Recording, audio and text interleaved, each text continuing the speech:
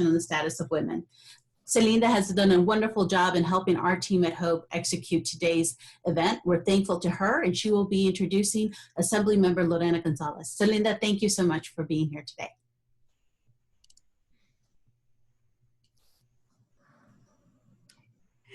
It would help if I was unmuted. Buenos dias, thank you, Helen, and thank you so much to the staff at Hope for shifting quickly and pivoting in this moment to create this virtual action days, Latina Action Days opportunities. It is my honor and it is my privilege to chair the 26th Latina Action Days for Hispanas Organized for Political Equality. There has been a moment unlike this in our history, in our generation, where getting real information and access to leaders can't be any more important than right now. These are unprecedented times, and the information that all of you will be receiving is critical. We have the power to make a change and a difference on behalf of our community, and that is what these days will provide: information and a pathway to take a stance and to make change. Latina Action Day has always been important, and I think about this time and how I became politically active and got involved in policy change. And it was actually out of the 1992 Los Angeles riots that I realized that we had to do better as a community. And I always realized the injustices that our community faced. And so I decided to take action. I wanted to be the change we all want to see in the world.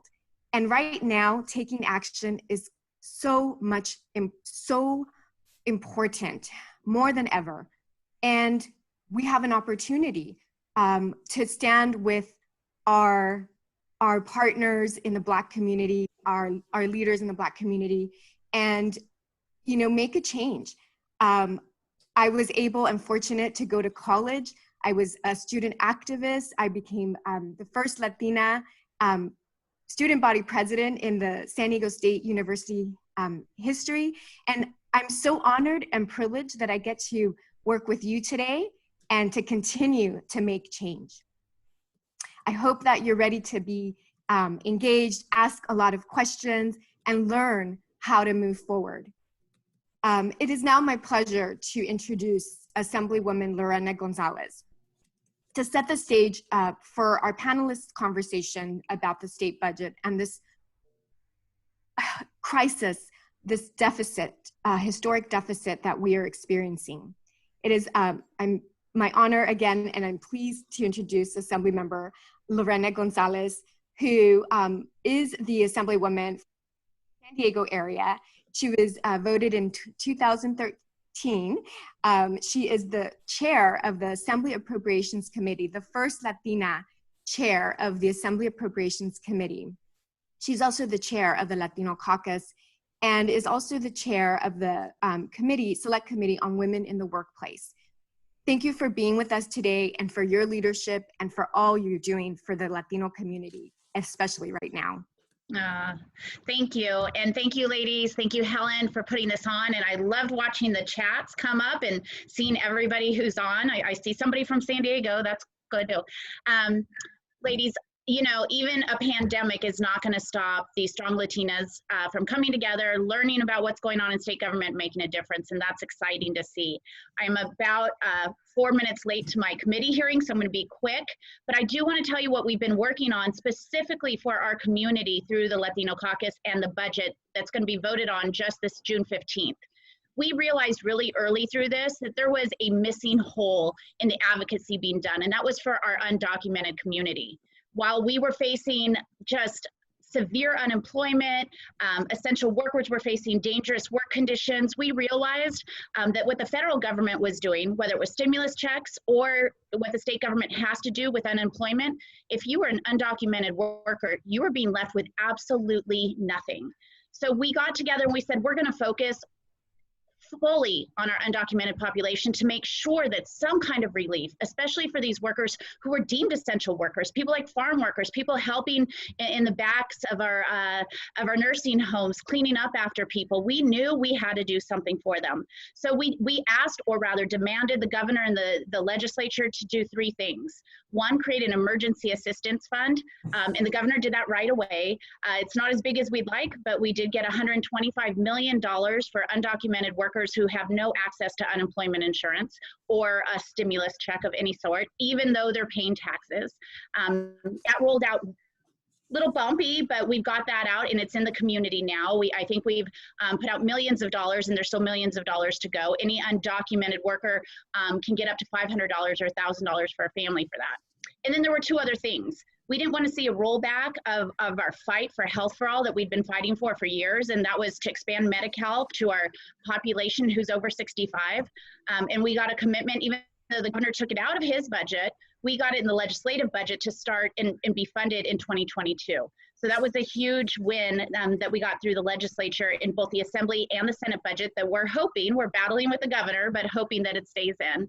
And then the third thing is something we've been asking for a while, and that's the expansion of the California Earned Income Tax Credit to I-10 filers. As some of you may know, if you don't have a Social Security number and you're filing your income taxes, you might have a taxpayer ID number and file them that way. That's what a large portion of our undocumented community does.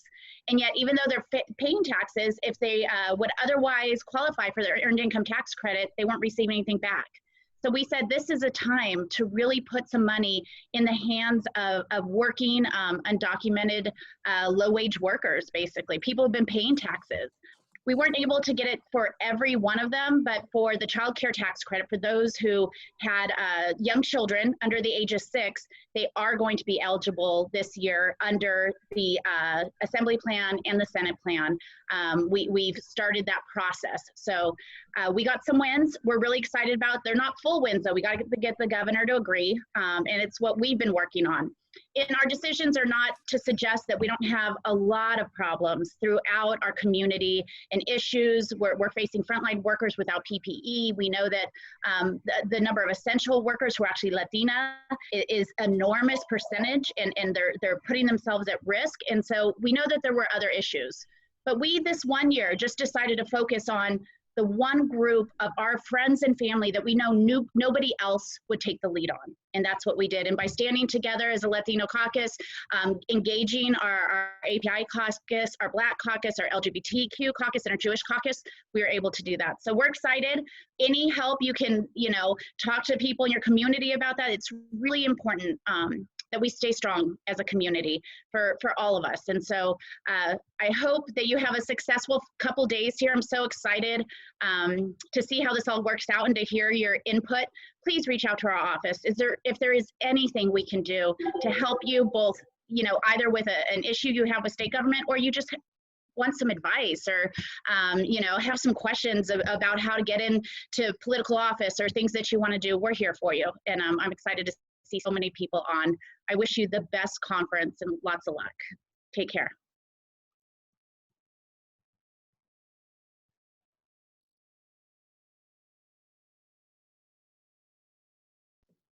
Thank you so much, Assemblywoman. I'm looking forward to a good result for our undocumented community, but for everyone overall at Hope and our Latina constituents. So thank you so much for your constant advocacy on behalf of the Latino community and for your leadership.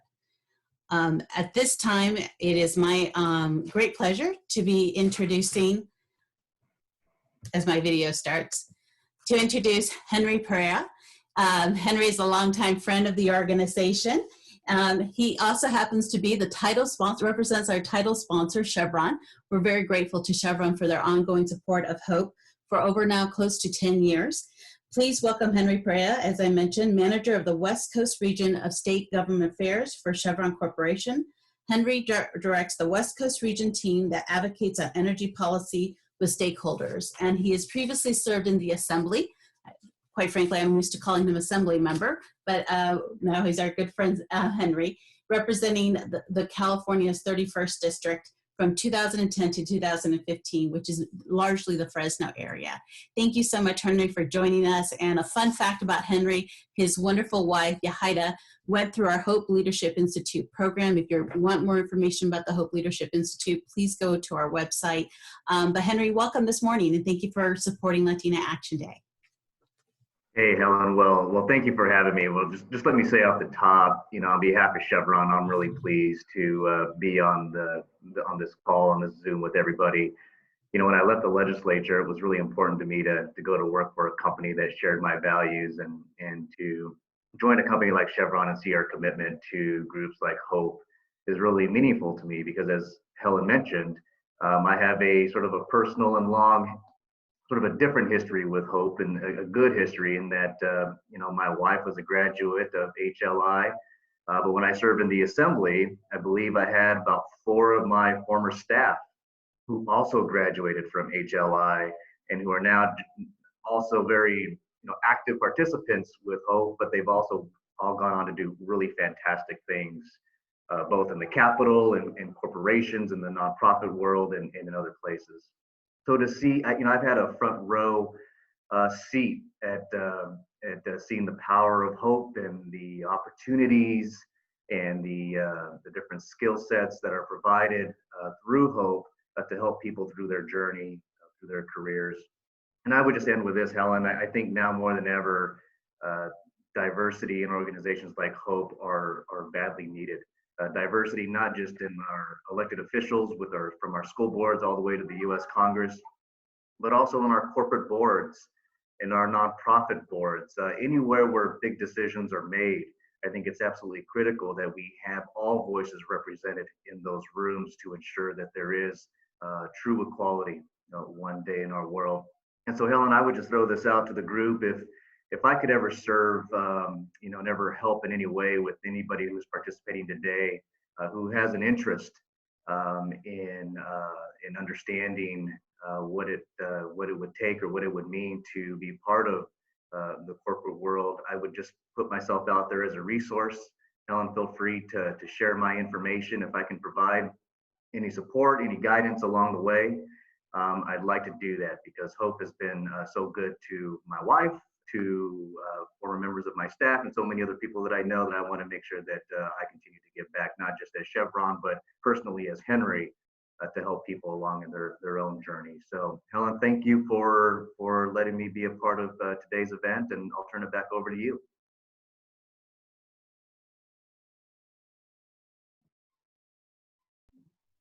Thank you, Henry, and thank you for all that you do for Latinas. And we will be following up on your special offer to be supportive of us, as you always have been. And please give my best to your wonderful family.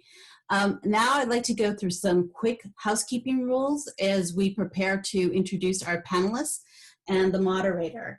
I also want to ensure that we give thanks to Assemblymember Lorena Gonzalez and to Selinda Vasquez for chairing our conference today.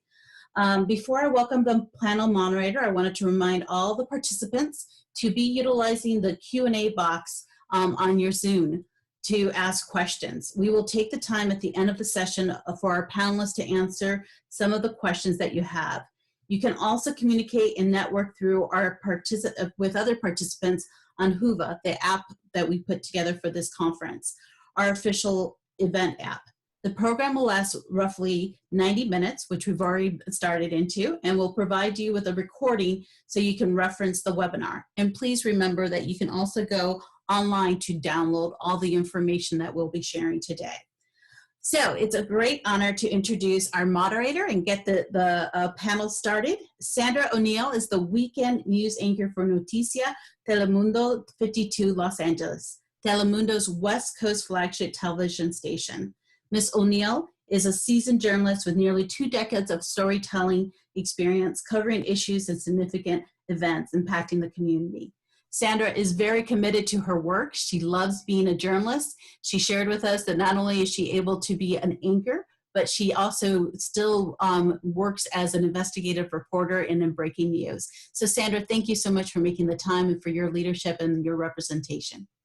Helen, thank you so very much for having me. It's a pleasure to be here representing Telemundo 52. It's an honor, honestly, to be part of this panel of amazing professionals. As Ms. Helen said, I get to do both anchor and report at the same time. So it's just an unbelievable experience to be able to be here with you and expand on this amazing subject that we definitely all should be able to learn more about. And who better than with our panelists that are amazing professionals with knowledge in every single aspect of this budget, the state budget. But thank you very much to Hope, to the team, to Ms. Helen, of course, to Celinda, to Belinda that put this together. Thank you so much for all your help. And of course, on behalf of our Telemundo family, thank you for having us, Ms. Lizette Carvajal, who is our leader in our community relations department, for allowing me to be here today with all of you. And with that, I would love to start the panel. I have to admit, this is the first time ever that I do a panel online. So I feel like really cool because I know my teenager kids are actually at home doing their work, finishing the school year using Zoom. So I'm like the coolest mom right now for them. But I also want to welcome our panelists. Thank you for your time. Our panelists, I know, have a busy schedule, but they are here and we thank them so much. First, I would like to start, of course, by saying that one of our panelists, who is our Assemblywoman Blanca Rubio, she will have to leave at 10 o'clock because, as you heard, the legislature is on session, and of course, she's going to be there in the meeting. So thank you, Ms. Rubio, for being here today. I will give you a little more details about her in a minute. But first, I would like to introduce California State Treasurer, Ms. Fiona Ma. Ms. Fiona, thank you for being here. Ms. Fiona is the California's 34th State Treasurer. She's the first woman of color and the first woman certified public accountant elected to the position. As you know, California is the world's 5th largest economy, and Treasurer Ma is the state's primary banker. The treasurer also works closely with the state legislature to ensure that its members know the state's final condition as they consider new legislation, and Ms. Ma gives her own recommendations for the annual budget. Thank you, Ms. Ma, for being here today, this morning. I also want to welcome Assemblymember, as I mentioned, Blanca Rubio. She was elected in November 2016 and to represent California 48th Assembly District. Since her election in 2016, Blanca has authored bills that support victims of domestic violence, create opportunities for children under the foster care system, ensure our youngest students are given proper support to succeed in school, and support for immigrant communities. Of course, Ms. Blanca used to be a teacher for many years, over a decade. So thank you for being here, Ms. Blanca Rubio. We also want to welcome Mr. Chris Hoene, Executive Director of California Budget and Policy Center. Since 2012, he's held that position in this organization that is a nonprofit that engages in independent fiscal and policy analysis and public education with the goal of improving the economic and social well-being of Californians with low and middle incomes. He has 20 years of experience in leadership and local policy research and analysis, particularly on fiscal policy issues. We want to welcome Mr. Chris, and in fact, we would love to start with you, Chris Hoene. If you can please give us the budget, explain the budget to us, how it works, and pretty much what the deficit amount is that we're looking at now. Sure, yes. So, well, thank you for having me. I'm honored to be with you all here today, and I hope your next couple of days goes incredibly well. We need your activism and your advocacy now more than ever, as Sandra was just saying. So how does the budget process work? Well, I'm going to do this very quick version of this. I just put a link in the chat to the more detailed version of how the process works. But normally in a budget year, the governor makes a proposal in early January, the legislature deliberates, holds hearings, provides opportunities for public input at those hearings and in other formats for the next few months. The governor then submits a revised proposal in May, and then the legislature deliberates again and submits their version of the budget by midnight on June 15th, although it's actually June 12th, as Ms. Rubio knows well, because the bill has to be in print for 3 days, and so they're right up against that deadline as we speak, obviously. And then the governor has essentially until the end of June to sign and enact a budget to start the fiscal year on July 1st. And the governor has what we call the line item veto power, which means he can reduce or eliminate things, but he can't add new programs or he can't add new funding. So that's how the process is supposed to work.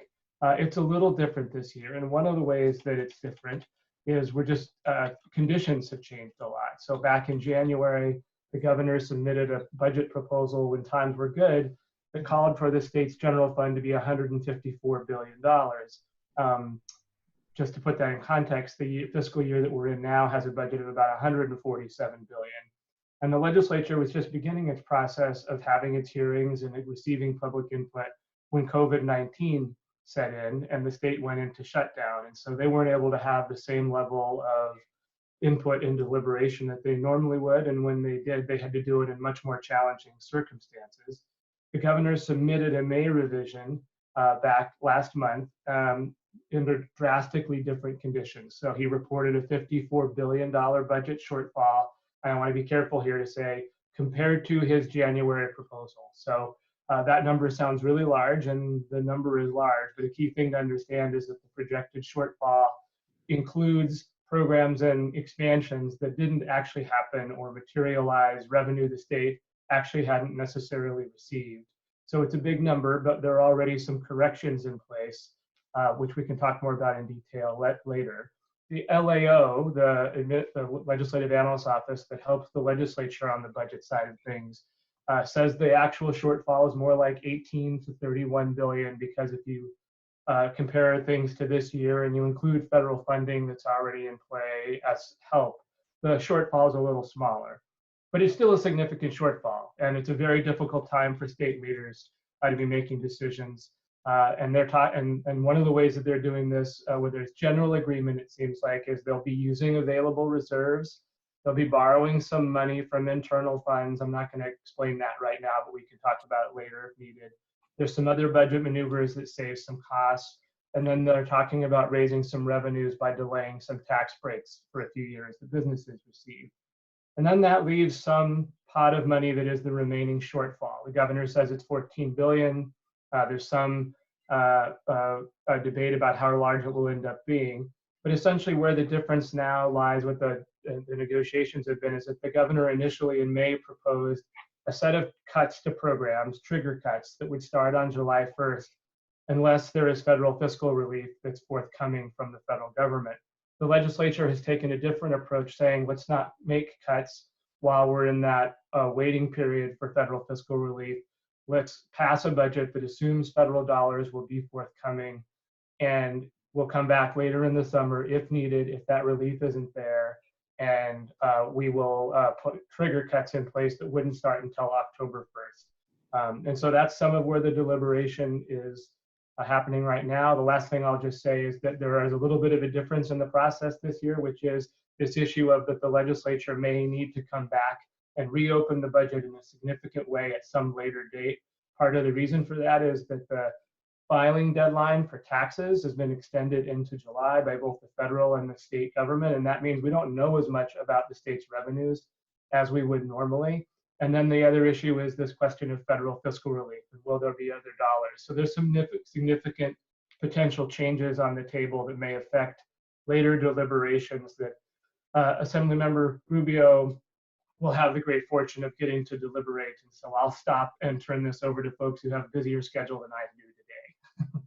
Thank you, Chris. Thank you so very much for your input and information, valuable information about this to make it clearer for us, understanding the deficit and all that comprises this crisis in the budget. And yes, you mentioned it, Ms. Rubio here, present with us, will actually give us more information on that, because you mentioned the legislature and what their counter proposal was. Ms. Rubio, if you can explain a little bit more on that. I know you propose, like Chris mentioned, spending more of the revenues to actually outcast a little bit more on what the deficit would be. But how realistic is that without the government's help? That we're still waiting for the federal government's extra help if they are going to give it. We know the president is not agreeing with some of the plans that the senators are proposing, but how realistic is that? Well, first of all, thank you for allowing me to be here today. It's a pleasure to be with these amazing panelists. And so to touch on that, I think the problem is that there's so many unknowns right now. We don't know if we're going to get extra money. We don't even know what the revenues are going to be. And I'm sure Treasurer Ma can expand on that. But even predictions up until last week came in above what we were predicting. And I don't know the dollar amount, but I know that the deficit doesn't seem to be as deep as we expect. However, we don't know because of all of the unknowns. So for us, we are negotiating. So what happened was there's usually the Senate budget, then the Assembly budget, and then the governor's budget. And as Chris stated, we have an opportunity to debate all of that throughout the year. And in my case, to fight about it, depending on the programs that are going to be enhanced or cut. And we were fortunate the last few years to be able to fight about enhancements. Now we're fighting about what not to cut. But because of the unknowns, we are kind of in limbo. And so what happened is the Senate worked on a budget, and the Assembly looked at the Senate budget, and we've agreed to present the Senate's version of the budget as ours as well. And so now the negotiations are happening with the governor's office. But because of the unknowns, we're hoping to first have more revenues than we expected after the July 15th tax deadline, where I'm hopeful, and I'm, really trying to be positive about, hopefully not having as much to cut. Then if we do get the stimulus, what the Assembly and the Senate have agreed to do is we're trying to not cut as much as possible now. I was a school board member during the last recession, and, I think it was counterproductive to cut more. In my opinion, and my humble opinion, I think we need to invest in jobs. We need to invest in the small businesses so that we can restart the economy as quickly as possible and get people back to work. Because if we cut more, we're just depressing, again, in my opinion, we're depressing the economy even more. And so we're going to be chasing our tail like we did in 2008. In 2008, when I was a school board member, we had to lay people off, but that put more pressure on the unemployment insurance. So for our school board, for example, we ended up having to lay more people off because our unemployment insurance went up. And so anyway, there's a lot of unknowns, but for now, we're very hopeful that the predictions are not as or the deficit is not as deep, and that we can come back in a couple weeks in a couple months after the taxes are received, and really figure out what deficits we have. So it's a long-winded answer, but we're very hopeful that we don't have to cut as much. I'm hoping that Treasurer Ma can also shed light on, really the revenues and a more of a realistic number and approach, because I think a lot of people are depending on us. But for me, it's really important that we invest back into the communities, invest in those small businesses so that they can get people back to work as quickly as possible. Thank you very much, Assemblywoman Rubio. You mentioned a very important point that our Treasurer, Fiona Mont, can definitely answer to. I know, Treasurer, you've been in these situations before. I know you used to be a legislator. You worked through a budget crisis when you protected public education, at the same time environment, and expanding access to healthcare during that budget crisis. And obviously you've been a supporter of small businesses, Treasurer Ma. What is your office doing to actually affront this crisis, at the same time trying to pay the $2 trillion that come from your office that you're responsible for in the state? Thank you. Thank you, Sandra. First off, I want to just say hi to Helen Torres.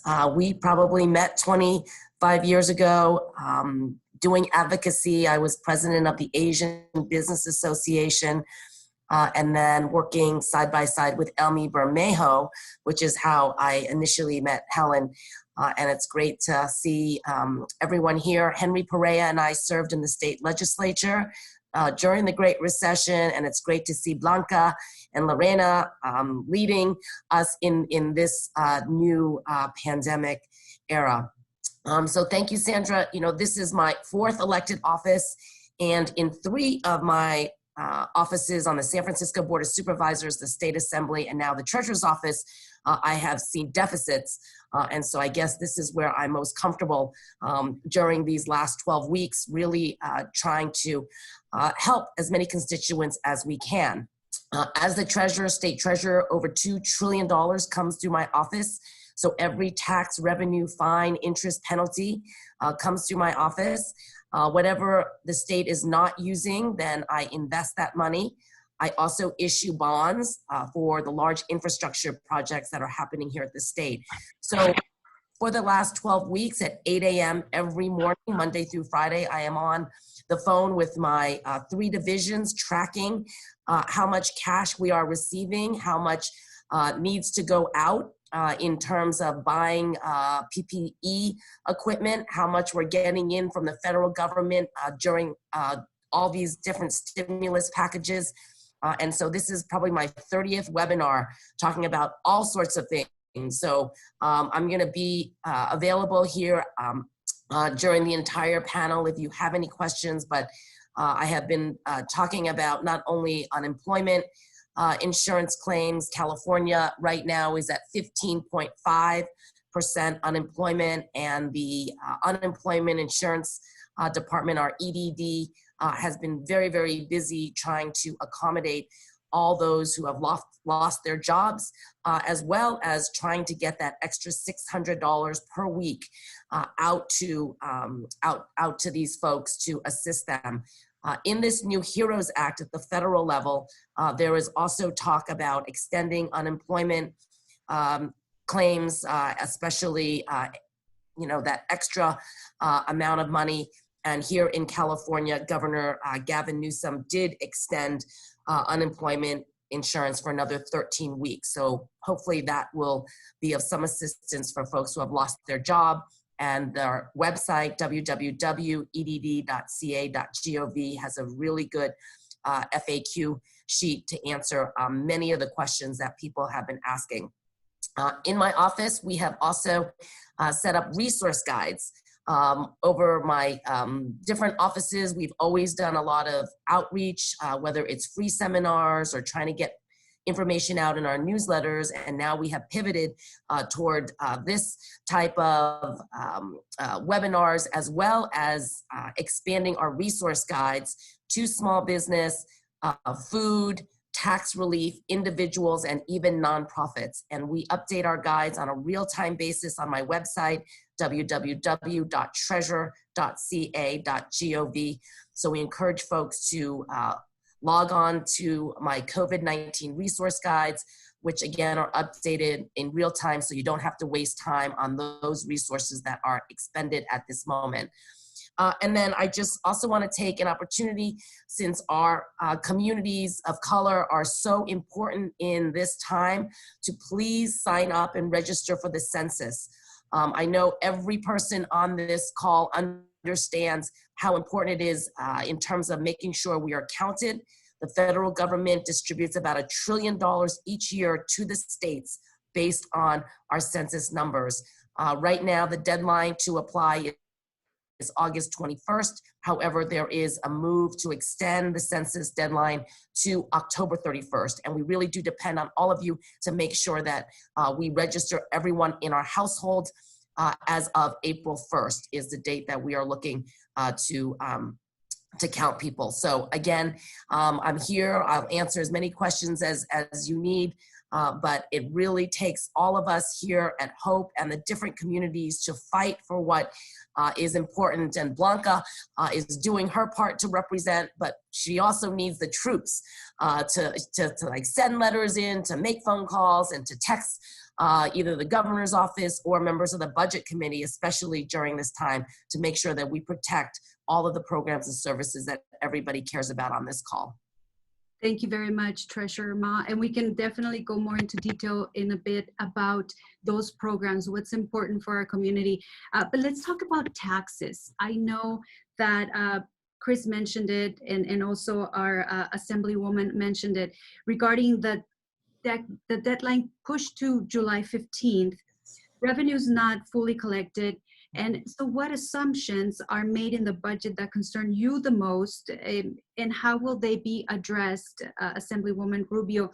I know that, Chris, you can also, if after we get the feedback from Ms. Rubio, you can also talk to us about the tax breaks and how your organization believes that they could be used more for helping communities and low-income families, or communities of middle class. But first, if we could go into that question, Ms. Rubio, what priorities are non-negotiable to you? Well, first of all, I do sit on the Budget Sub 1 committee, which is Health and Human Services, and we take care of all of the safety net programs. We have CalWorks, CalFresh. We're responsible for foster kids. We're responsible for adults with disabilities. We're responsible for our elderly folks. And for me, the biggest shock, I guess, was when we received a budget, for example, that completely eliminated senior programs. And so it's really difficult for me to see, especially during this pandemic, that we're talking about the quote unquote most vulnerable population. And we know now with some data and some research, we know that the elderly population is more susceptible to COVID-19.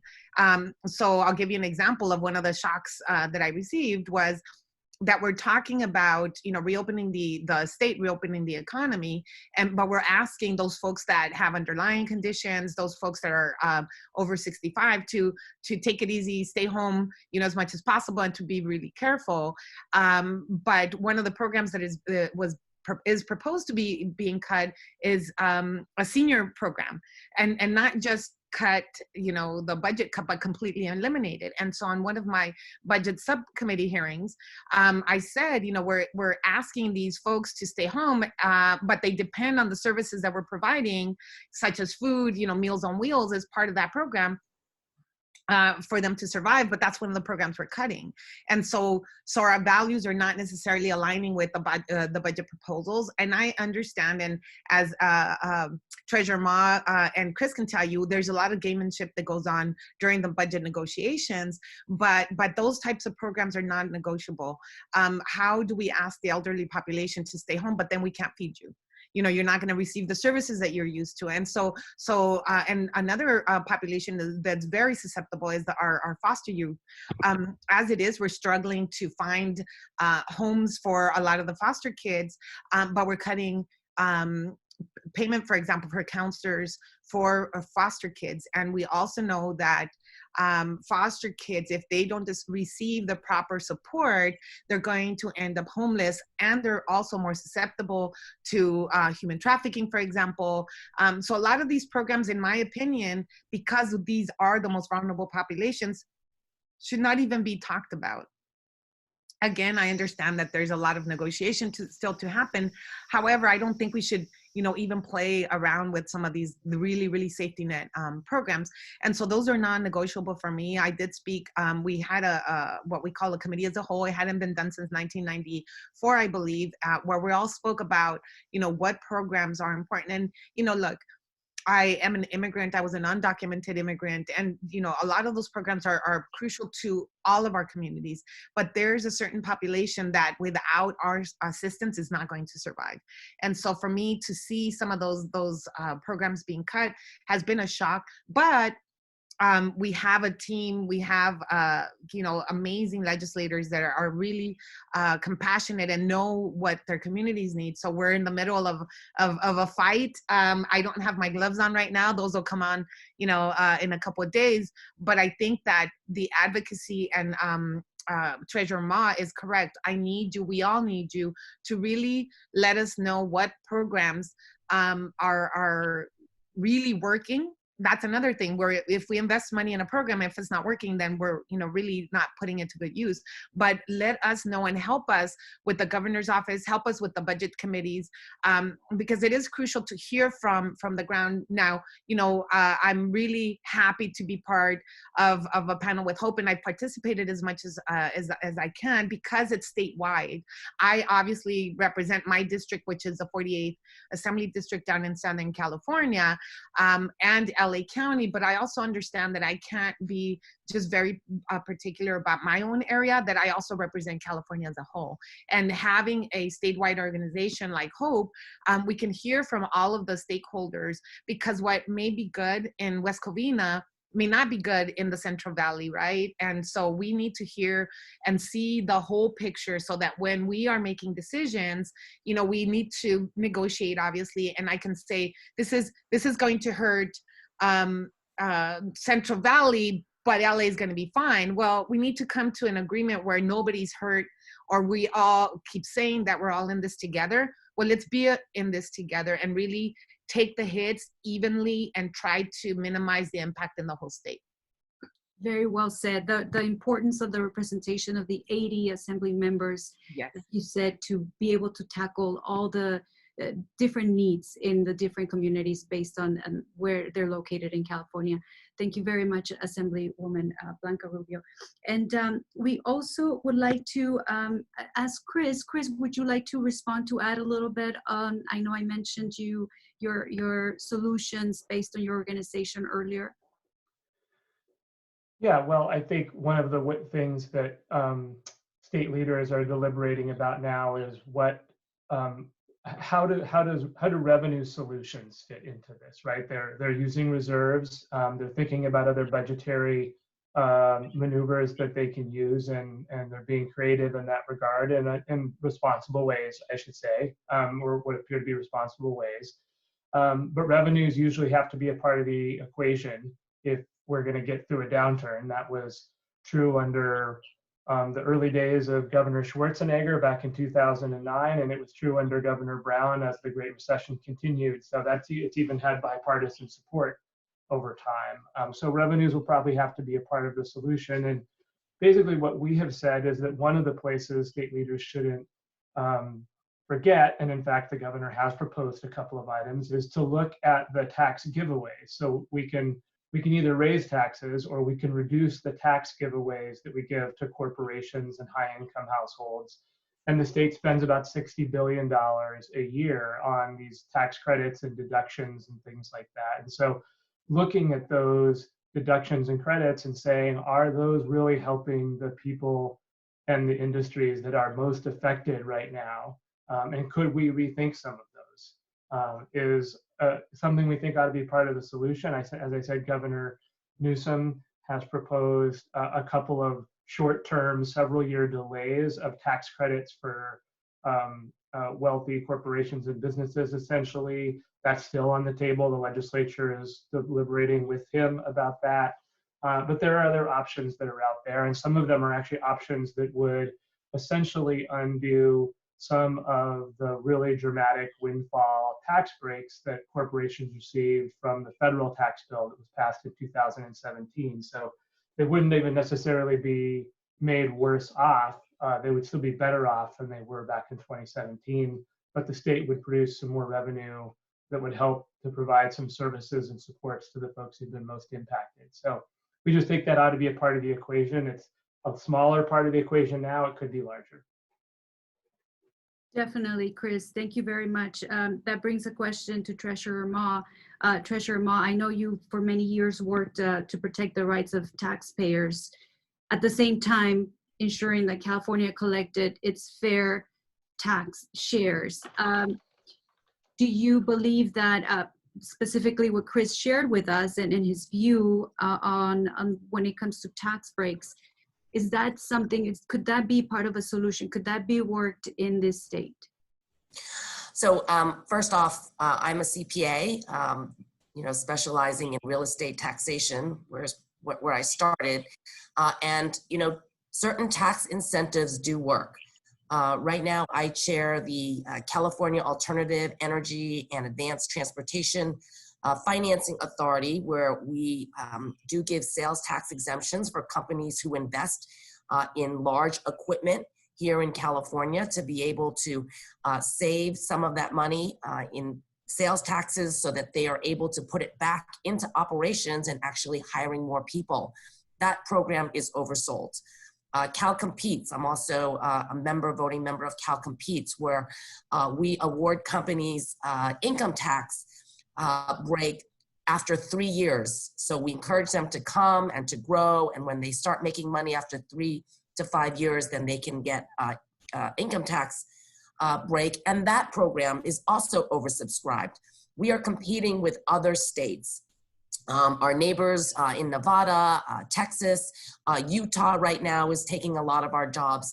And so when we talk about film tax credits, back when I was in the legislature in 2006, filming had pretty much left the state for either Atlanta, Louisiana, Canada, Iceland, for example. And once we instituted the film tax credits, all filming started coming back, whether it was independent films, TV series now, as you can see, all the Netflix and Amazon series. So those tax incentives work. So I know that is always first on the chopping block when it comes to balancing the budget, but we really should look at where California wants to be. What type of jobs, what is our expertise here, and we need to make sure that we encourage companies to stay, to come here, and to grow. Green technology is one example, right? We lead the nation in climate change. Why is that? Because we give these incentives and really push to make sure that green companies, sustainable, those companies that are best suited for California feel welcome here, but also have those tax incentives to make sure that we continue to lead the nation, because sometimes companies aren't profitable and they do need a little assistance to make sure that they can reach the goals that we, California, right, Blanca, as we set goals, and some of them, may or may not make it right now. As we incentivize them, then they grow and they're able to flourish on their own. So I hear Chris, and I was in the legislature in the Great Recession. I think this is a little different because back in 2008, we didn't expect a $46 billion deficit overnight. This time, I think we have been for the last 10 years expecting it, preparing it. We have about over $20 billion in our rainy day funds before this pandemic happened, which is going to help us in terms of balancing the budget and getting back sooner than other states perhaps. But as Chris said, there's very numbers in that the May revise, and I would just say the squishy number for me is that $14 billion that we are hoping to get from the federal government. And of course it is right now being debated in the HEROES Act. $3 trillion passed in the House of Representatives. However, in the Senate, it is still being debated in terms of what should or shouldn't be in that package. We're hearing now that the Senate is not going to come back until after July 4th, which is past our fiscal year and our budget deadlines right now. So that is still a little bit unknown, as Blanca said, in terms of, should we make those cuts now, or we need to just prepare for it because we still believe that there's going to be more money coming from the federal government. Very well, Treasurer Ma. And one of the questions that I know Assemblywoman is getting ready to go, Assemblywoman Rubio has to leave us pretty soon, but I don't want her to leave without, oh, she already left us. Okay, never mind. Ms. Rubio, if you have one more minute, just one more minute, I don't want you to leave without talking about education. I know you're very passionate about this. You used to be in the Board of Education of your city, and just Baldwin Park, by the way. If you can just tell us what is at stake and what is the future of our education, like what are the hopes for parents that are hearing this, women that have children at home right now waiting to hear what's going to happen with the budget. The proposed cuts are 8% right now as far as what the governor was proposing. What can you tell us about that? Well, the cuts are obviously going to be devastating. I taught for 16 years and was on the school board for 13. And you know, any cuts are always devastating. Now, I would like to flip it and see the positive in this. I read an article about our distance learning attempt that it failed. And, you know, as a parent, I have to tell you that it was very difficult. And those of you that were trying to juggle, you know, work and homeschooling, it was very difficult. But what I am hoping is that with this experience, we all know that schools are traditionally 20 years behind the digital era. And I think that with this experience, we have to think differently.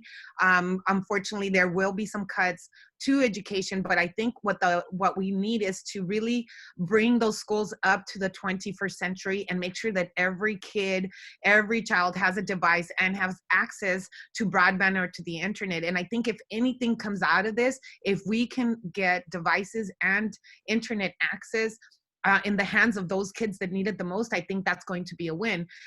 It's unfortunately, it feels like we're going to lose a year. I'm calling it in my house kind of a throwaway year. I'm still chasing my kids around to read and, you know, do whatever they need to do.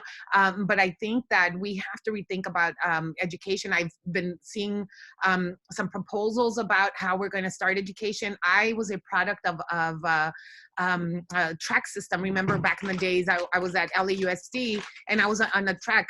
So maybe that's going to be the new reality, is where we're going to have to do track systems so that we have a smaller amount of kids in the classrooms.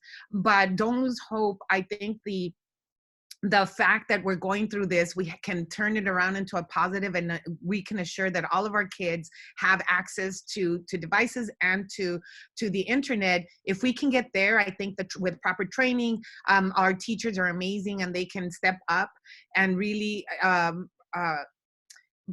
provide the education that our kids deserve, even if through Zoom. But that's the hope. Unfortunately, there will be some cuts, but we're waiting patiently for the HEROES Act. We're waiting patiently for all of the taxes to pass to make sure that we can cut as little as possible from education.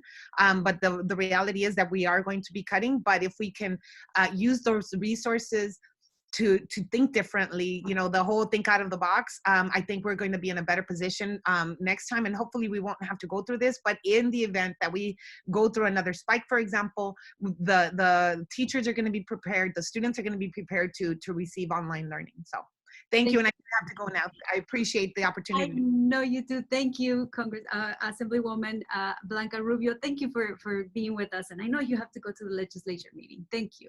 Appreciate it.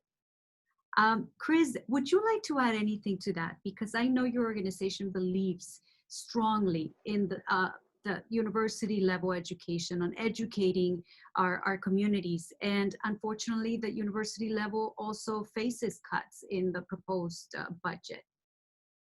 Yeah, I think it's always the tough part during recessions, that education always takes a pretty big hit when the state has budget shortfalls. In the K through 12 arena, that happens because the state has a formula that's in the state constitution.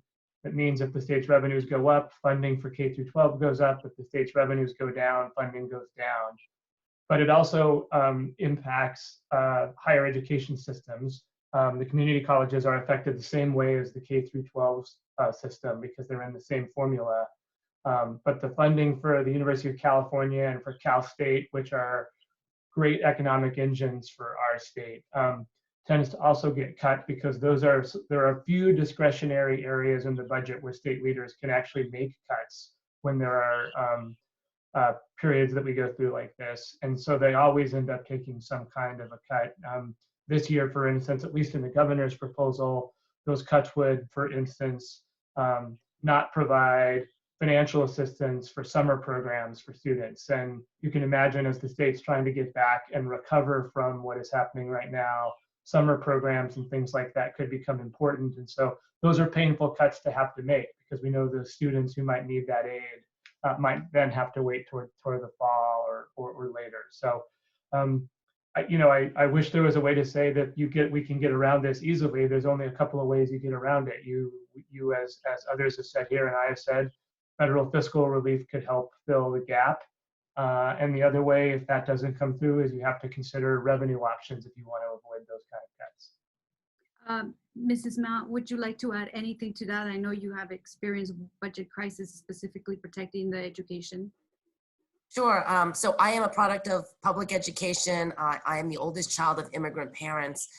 So I'm very sensitive to support all public schools and making sure that we don't cut funding, because it is our communities that suffer the most when it comes to cuts, because parents who are a little bit wealthier, who can afford to maybe hire tutors or have the best internet systems and buy all the applications for their kids may not fall behind as much as our kids are during this time. So I'm like Chris, anything we can do to protect K through 12 education. Community college now for the first time is free for any first time college goer, which is great, and I encourage everyone to take advantage of that. If their kids do not know what they want to do right off the bat, don't waste money. Don't get into student loan debt.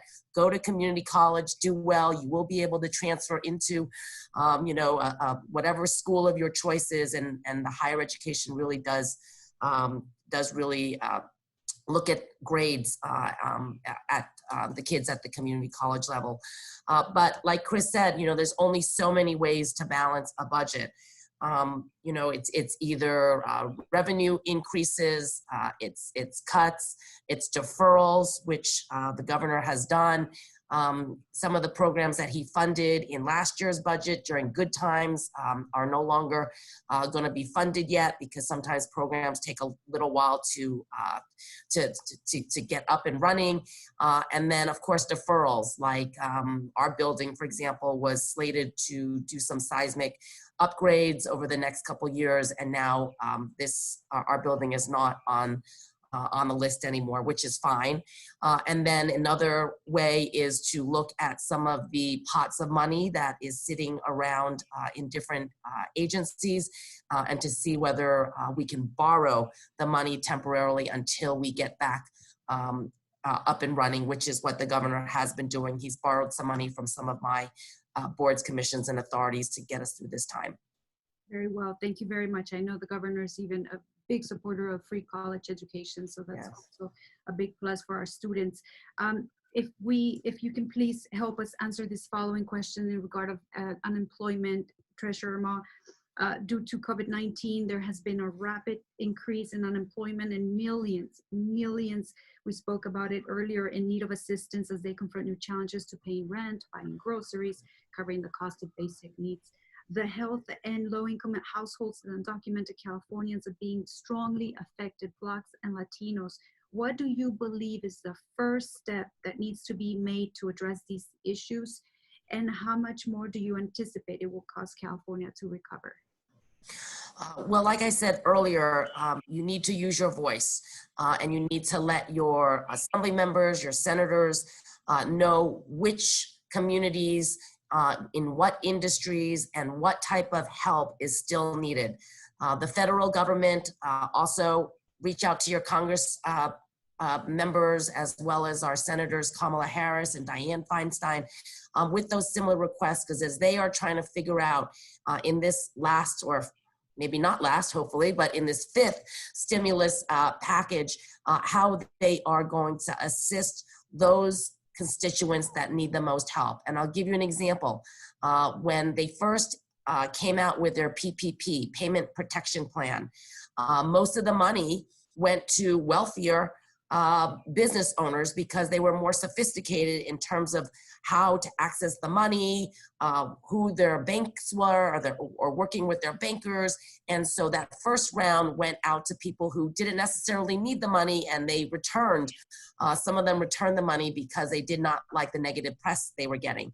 This second round of PPP money went out to more small business owners, those that are really struggling. And so, we heard a definite decrease in complaints from small business owners who were able to finally access that money.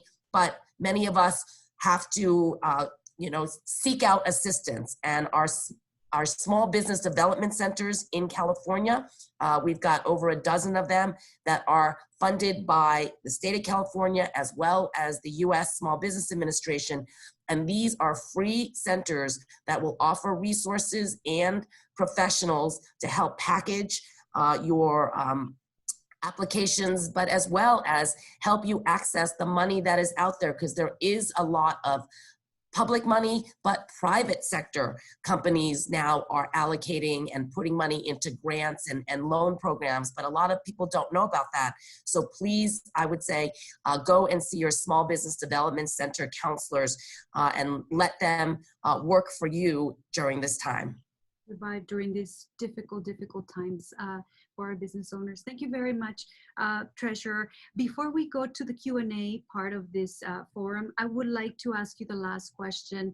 And Chris, maybe you can go first if you wouldn't mind. We have Latinas from all over California listening in today. If you could give them one action that they could take to help California's situation, what would it be? Yeah, I think I would actually go back to where Lorena Gonzalez started, which is, I think, one of the interesting things that the legislative leaders are really pushing hard to make sure is included in the budget package is an effort to actually invest in some of the communities that have been disproportionately affected by COVID-19, and in particular the undocumented community. And folks with ITIN numbers where they were excluded from the federal rebate dollars by the federal fiscal relief that was provided. They are currently excluded from our state's cash assistance program that's provided through the California Earned Income Tax Credit. And the state could provide them with some significant cash assistance if we included ITIN filers in the package. And it's in the scheme of the budget, it's not a huge cost. It's probably $65–75 million a year on a very large state budget. And it would include a lot of workers who are working, paying taxes, who are essential workers who've been disproportionately affected by this crisis, and would give them their families some cash assistance and would increase the fairness of the system overall. So that is the fact that state leaders are still trying to do that in the midst of a budget shortfall shows how significant an opportunity that might be, and lending your voices to that would be helpful. Very well, Treasurer. I would say, to all the Latinas out there, thank you for all stepping up and getting involved and applying for different boards and commissions, running for office. I think that is so important. But one thing we could use your help on, SB 826, which was authored by Senator Hannah Beth Jackson as well as Senator Tony Atkins, required a number of women to sit on California public company boards. And I have to tell you that back in 2013, 45% of California companies headquartered here had 0 women on their board of directors. 2019, the numbers are a little bit better. It's about 16%. But leadership starts at the top. And I just had one of my team members put up an article in Reuters today talking about all these companies that are giving back to different communities during either COVID or the George Floyd death case. But my response was leadership starts at the top. Money, you can pay money. That's great. You're putting your money where your mouth is. But if your leadership does not look diverse and it does not include women of color, people of color, then the systems are never going to change. And that's where women, you are all so talented. I love meeting you and supporting you when you run for office. And like Lorena said, if any of you want to run for office, you need a mentor, please reach out to me. It's not easy being a woman. I always equate it to Fred Astaire and Ginger Rogers. Ginger Rogers did everything Fred Astaire did, but backwards and in high heels. And that is exactly what we have to face in not only in government, in corporate America, in the entertainment sector, in banking. It's still not equal for women and women of color. So we just need to stand strong, support each other, work together, and make sure that we are doing all we can to change the systems that are out there, because they're not, they don't look like us yet. Thank you very much, Ms. Small. I tell you, we would be honored if you were our mentor with this amazing career that you have. Thank you very much. We are going to go to Q&A now. We have a question from one of our participants. Her name is Andrea Rivera, and she says the governor proposed a divestment from state prisons by aiming to close 2 prisons by the year 2023. What other budget-related opportunities would you recommend that the state examine in order to meaningfully demonstrate a long-term commitment to reforming criminal justice, especially now during the movement to save Black Lives Matter? And this question you both can participate in. Ms.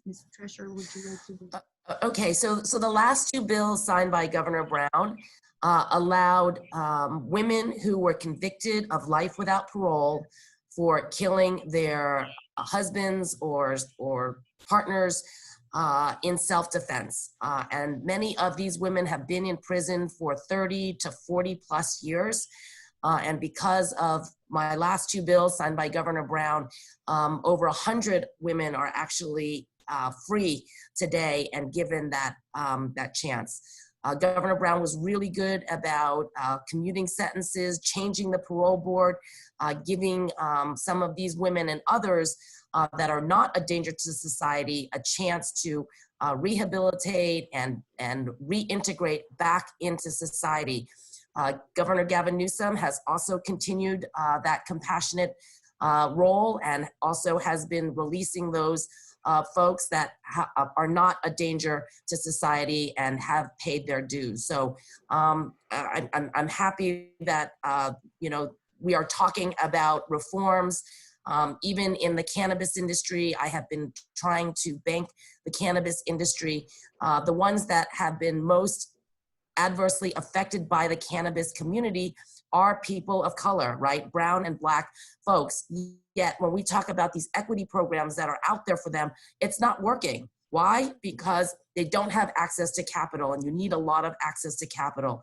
They don't necessarily have the financial background to understand how to navigate this system. And now, since Prop 64 passed, it is so complicated to even run and operate any type of cannabis business here in the state, because you have federal laws, you have state, there are 6 agencies that you may have to register with. Then you have to deal with your local governments who have to, you have to go through permitting and maybe additional taxes.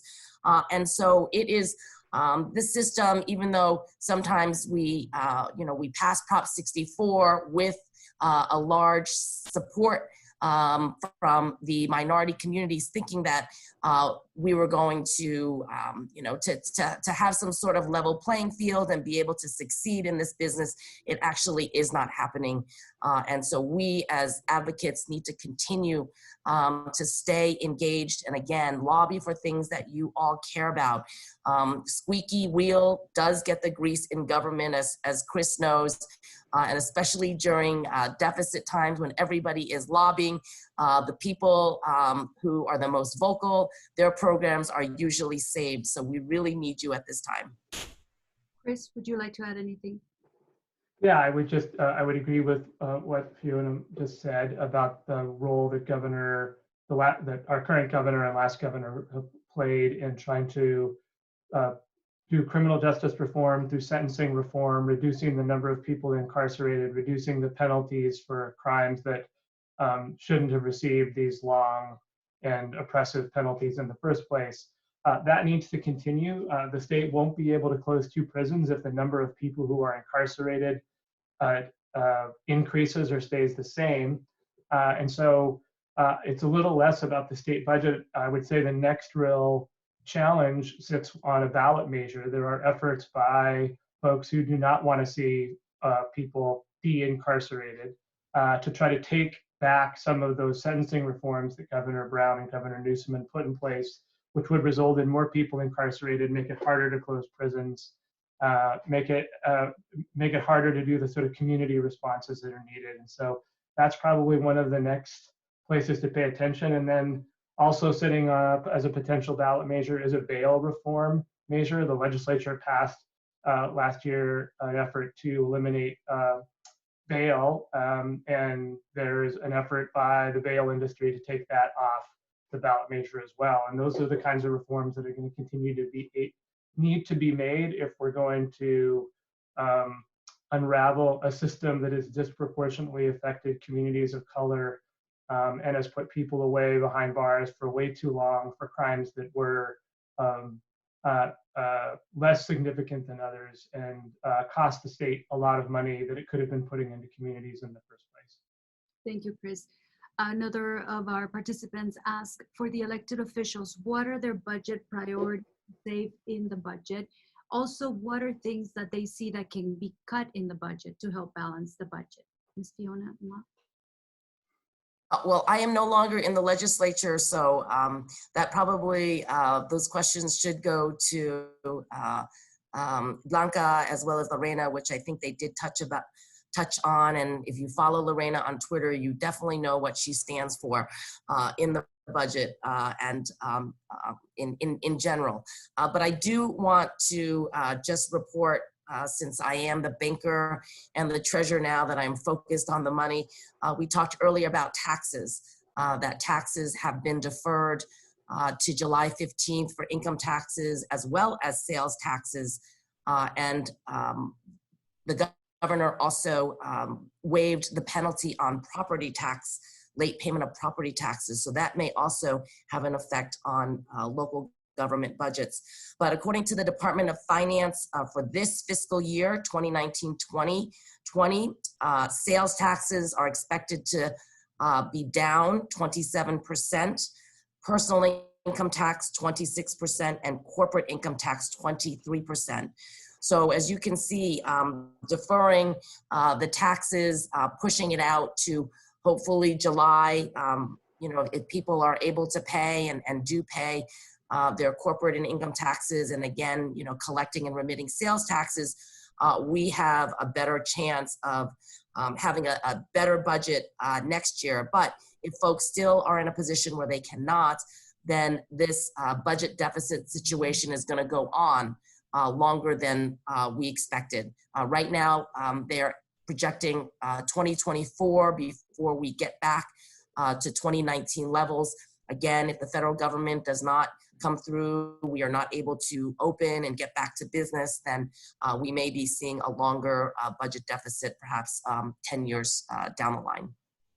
Unfortunately, yes. And Treasurer, you touched on this briefly before, but somebody's asking, small businesses have been greatly impacted with COVID-19. How will the budget address their needs or tax credit? Yeah, so again, the federal government has been looking in terms of whether to extend the unemployment benefits, whether to increase the amount for PPP loans, the payroll protection loans, as well as how to directly help small business owners. And what is it that small business owners are having a difficult time with? Is it paying their rent? Of course, it's paying their employees, but perhaps insurance. During this time of unrest, many businesses were broken into. Does everyone have adequate insurance? So these are the questions that people should be asking and we need input for. And then if it is, you need assistance, how much is the assistance? Is it $5,000? Is it $10,000? Is it up to $250,000 to get you through this hump? I mean, that's what we really need to understand. But the federal government, besides the $3 trillion package that was passed by the House, there is $1 trillion for local governments. Many of you are serving on local governments. I know Gabby Placencia is listening right now. And local governments, they don't need loans. They really need backfill money because this money is not going to come. It's not coming through, our sales tax, perhaps our property taxes. And so how much money does local governments need to make sure that they are balancing so that they don't have to make cuts at the local level is what we are also trying to grapple with and identify. I'm going to be doing a series of webinars to local elected officials as well as finance personnel in your local governments in July, a series of them. That's one of our divisions the California Debt and Investment Advisory Committee, where we provide technical assistance, education, webinars, and other advice to local governments. And so please look for that.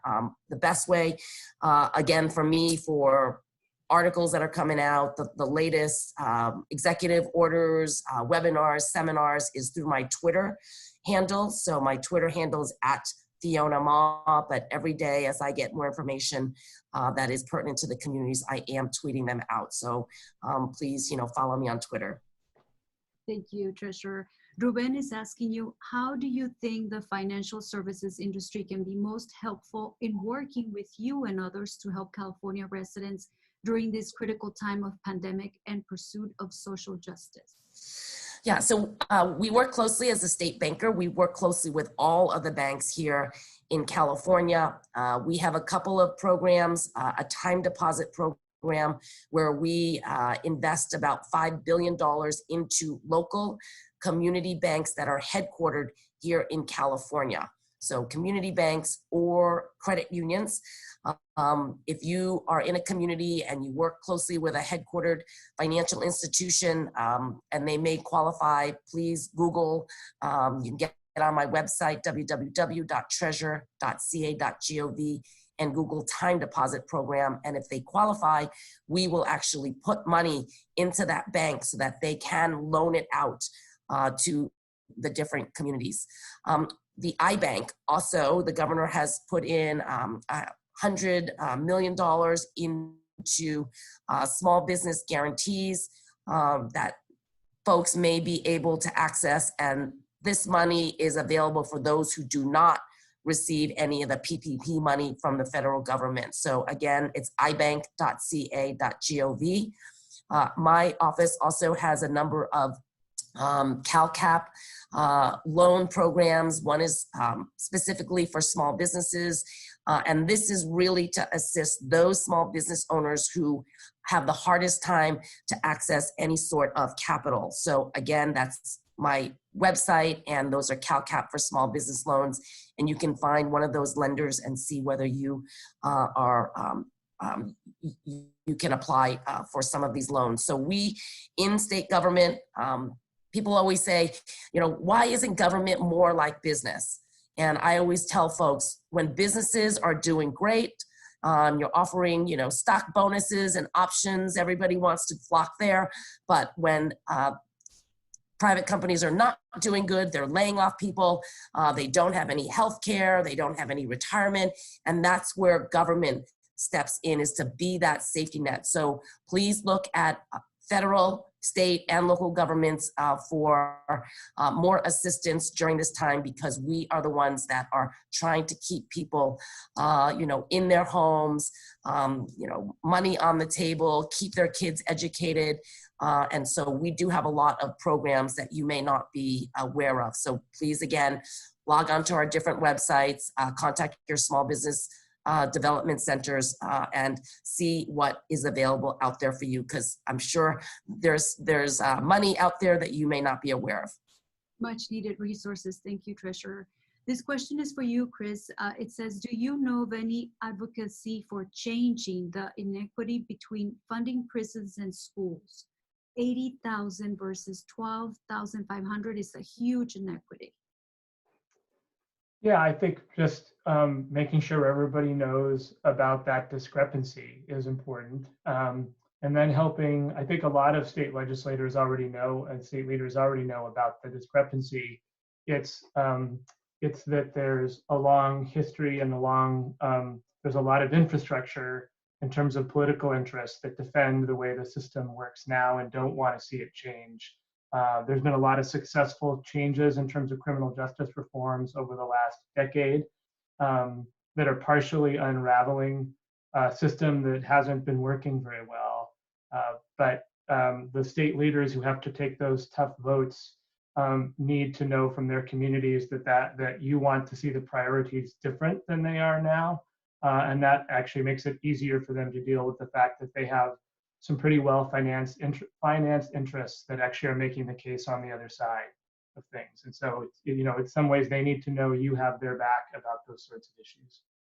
Thank you very much. Thank you very much, Chris Hoene, for participating, Treasurer Fiona Ma, for being part of this wonderful session.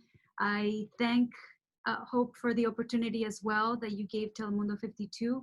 And let's keep learning. Let's keep informing ourselves, because definitely knowledge is power. So thank you all. Thank you, Helen. Now I give you the mic. It's been a pleasure to participate with you. Thank you so much, Sandra. And I want to thank Treasurer Fiona Ma. She is one of those incredible elected officials that has always answered the call of hope. And of course, Chris, as I often tease, we often feel that you're part of the extended hope team. You and your team there at the California Budget Project have always been part of all our trainings that we do. And our long-standing partnership with Telemundo. Sandra, thank you for representing such an incredible organization and all that you're doing. So I want to thank everyone that participated. Of course, a big thank you to the Assemblywoman Lorena Gonzalez who kicked us off, and Assemblywoman Blanca Rubio for making time, as they are debating right now on the legislative floor and taking important votes on all the issues that were covered. I wanted to also ensure that we continue with the chat and the Q&A. We have been, as a staff, looking at that, trying to be as responsive as possible. Chris and Treasurer, I noticed that you were answering some of the questions as well, so thank you so much. That's an incredible part of Zoom, is that we can have that type of interaction. And to the Facebook audience that's also tuned in, thank you so much to all the participants. A couple of key takeaways that I heard, and I'm sure there was plenty of others that you heard too, for action, since this is Latina Action Day, is one, the Treasurer reminded us about the importance of leadership at the top of all our corporations, as well as an elected office. So as Latinas, it behooves us to look for those opportunities to lead our community, if it's running for political office or ensuring that our career paths are well prepared to serve on those corporate boards, which we know we are. So please ensure that you are well informed about those opportunities. Let us know how we can be of support to you and take that as an action.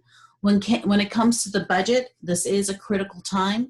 If you go to the HOPE website specifically, and I want to make sure I get this right, www.events-latinas.org, LAD materials. There's also a button there that you can look up your legislature, and you can contact them directly and let them know what your priorities are for this year's state budget and what your concerns are, as well as communicating with the governor's office. That's also an important part of Latina Action Day, is your direct communication with your legislators.